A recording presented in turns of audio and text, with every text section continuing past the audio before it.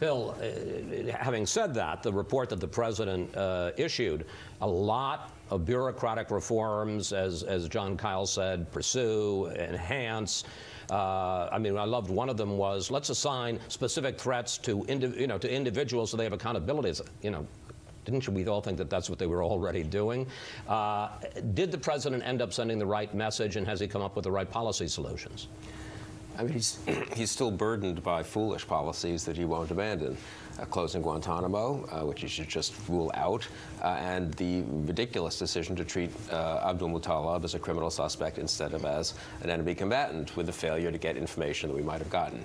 Having said that, I hope he is really now alarmed. I mean, the isolated extremist statement 3 days after the attack is the most worrisome thing. They desperately wanted to believe that he was an isolated extremist. He wanted to say it. The bureaucracy let him say it. These speeches are cleared by different agencies. They knew better.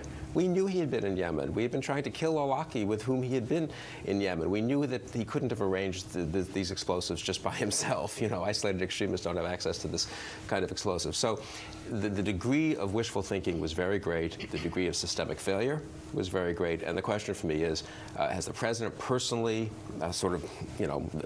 can he adjust? I mean, is he really alarmed by how bad the situation was that allowed this to happen, and how bad the administration's response was? John Brennan, who we saw, the president's counterterrorism advisor, a hardened CIA veteran, I am told, is really worried. I mean, that what they learned about al-Qaeda in the Arabian Peninsula, the fact that al-Awlaki has these terror training camps, many individuals have been recruited and have been there. It's not just Abdul-Muttalib. There are other Abdul-Muttalibs who have been trained, and we don't know where they are exactly. There were cells they were coordinating with in Africa. There was coordination with Afghanistan and Pakistan. It's an alarming situation, and I hope that the president himself and the administration is now really willing to be much more aggressive. Well, when I hear Britt and Bill talking this way, I think, you know what, this situation has become now highly politicized, and people are looking to take political advantage and beat President Obama and Democrats over the head as somehow being weak on national security, which is just nonsense. No, wait a second. I want the president to succeed on this. Well, good. I'm glad. Do you think the president said the system failed? Look, the president said the system failed. Bill. That's not political to say the system failed. No, you're saying the president somehow failed.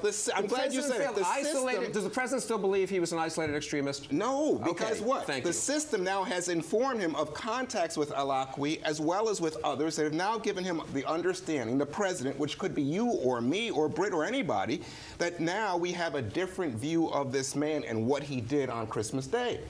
So as a result, you see a nation, the United States of America, struggling with an evolving opponent, which are terrorists. We didn't know that the al-Qaeda in the Arab Peninsula was capable of this act. Now, you can say why. And I would say that in the report that the president's group issued this week, there were some major reforms to put in place. One, we've got to know the visa status of anybody that's listed as a terrorist or suspected terrorist. We should know that. It's incredible that we didn't know that before. Secondly, there's got to be a single database. You can't have national counterterrorist people working against the CIA people on the same issue. It should be overlapping. Instead, it's created tremendous holes in the system. We now are taking steps to remedy that. And similarly, picking up on something Chris Wallace said, can you imagine there's no one person in charge of each highly, suspect terrorist element in the world? In fact, the United States government didn't have it. This is all now new information to President Obama. Last week we were talking about Richard Reed, the shoe bomber. We said, look, President Bush allowed him to go into civilian courts, so what's the big difference? All of a sudden now, it's all about beating up President Obama over this. The man has taken responsibility. Another point that you said, oh, he doesn't say we're at war with al-Qaeda. This week he said we're at war with al-Qaeda. Mr. Kristol. Which he said many times in the past, actually. Do you have a response to that?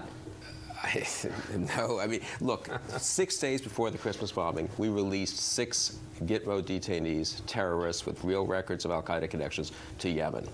We did know that al-Qaeda in the Arabian Peninsula was very dangerous.